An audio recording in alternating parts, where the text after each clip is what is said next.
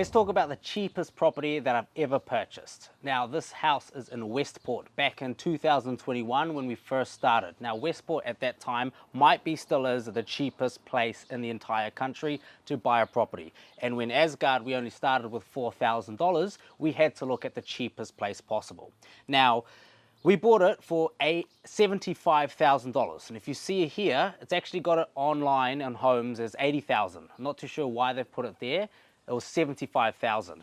And how it worked was, the moral to the story is that when you have a team that loves to speak to people whenever they can, this is how you find connections and off-market deals. Off-market deals, you talk to any property investor, it'll perk their ears up. That's where the juice is, right? So my builder, we've already purchased 2 properties in Westport at this time, and he hears from a local Ray White agent, I've got this property that a vendor doesn't even want to take online because he hasn't seen the property in 6 years, and there is a absolute sloth human living in it as a tenant, right? He's a complete hoarder, failed every single inspection known to man, but he just won't leave for some reason.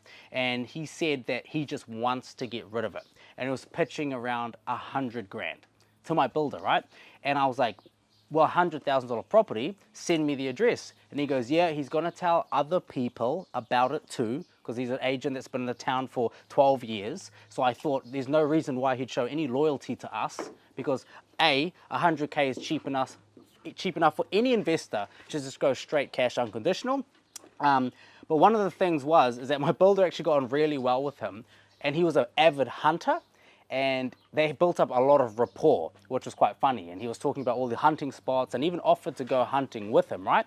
And he gave us first chance. So one of the things is that when you secure properties at a good discount, speed and efficiency is a huge aspect. So I said to my builder, get me the sale and purchase agreement ASAP. Before the end of the day, we will make an unconditional offer on the house. Don't need to see it, who cares? But obviously he was in Westport, so he went and checked it out.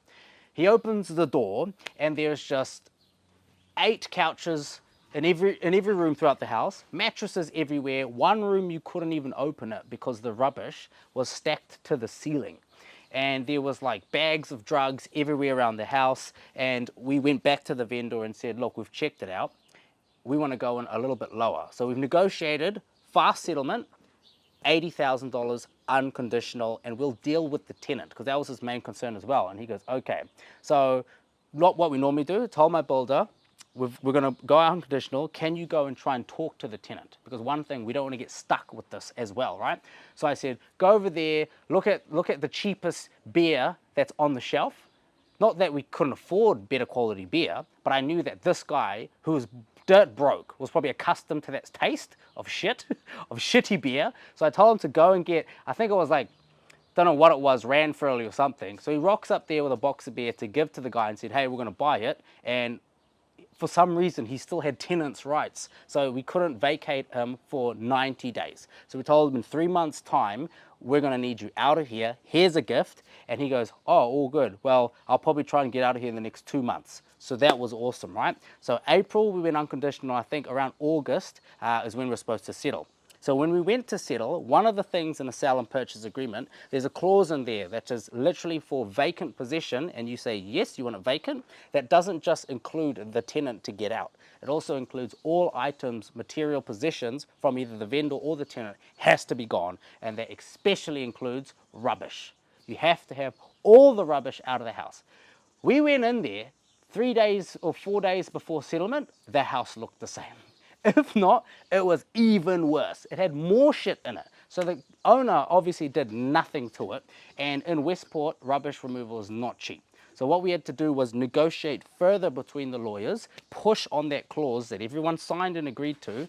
We want 5,000 off. So they countered, they went back and forth, and we just held ourselves firm. 5 grand off the purchase price, and they agreed. And so we had to go in there and we took the price down to 75,000. So 75 grand, and I'm pretty sure throughout that year, that was the cheapest property in the whole country purchased. I'm pretty sure. And the worst thing is we went to settle on it, and the August 2021 COVID lockdown happened in Auckland. So we were just like, due to settle, you had to settle. And then we were just like, what the fuck do we do with this property now? Because we've got it now. And so I said, what are the photos that you had? And he's like, oh, we can't post these. We can't send these to anyone. And I said, well, let's just look at the photos of the outside and let's just post it online. So I just created a private listing on Trade Me and I put it there. Fuck it, I put 150K. Had some biters, then they went down to 130. Then I had a lot of people throughout, it's lockdown now, and they're saying, can we get access? Can we get access? And I said, look, we can't open up for you, but if you want, just fucking go break in. Just go bash through the back door. And a few people actually did. And we ended up selling it 3 weeks later for about 118 grand, which worked out to be like $38,000 profit off of this property. And we did absolutely nothing to it. All we did was settle on it and wait for a buyer to pay us settlement within 5 working days. So the key here with this story is that, like, obviously speed and efficiency to get that sale and purchase unconditional straight to the vendor before they could shop it around. Because I knew at least someone would have offered 90 unconditional and we would have lost that, right? And the other thing is to be it's a weird thing, but when you have a team that are heavily extroverts, and I always like to say this, the extroverts are the ones, the squeaky wheel gets the oil, right? If he wasn't someone that spoke to a lot of the agents he talks to, he's just like, no, I'm just a builder, that's all I do. I leave the talking to Tama. But no, I always say to him, you are the man on the ground, you are the person that sees others more than me, right? Unless they've got my number, that's the only way they're talking to me. So because he went out and he is extrovert, he talks to a lot of people, word gets out in the town that we're out here buying properties. We can act fast. So that was a key aspect as well. So that was the cheapest property that we've ever bought. I don't think with the way the market's going that we'll ever find something as cheap as that. And it was like 512 square meters, corner site, 2-bedroom cottage. It could be renovated, probably would have cost, I don't know, 150,000, but you're probably selling it and making a decent profit. But hey, we acted fast, got our profit in peak lockdown. So that is the cheapest property we've ever bought. This is what we're going to be teaching for that 8-week deal sourcing program.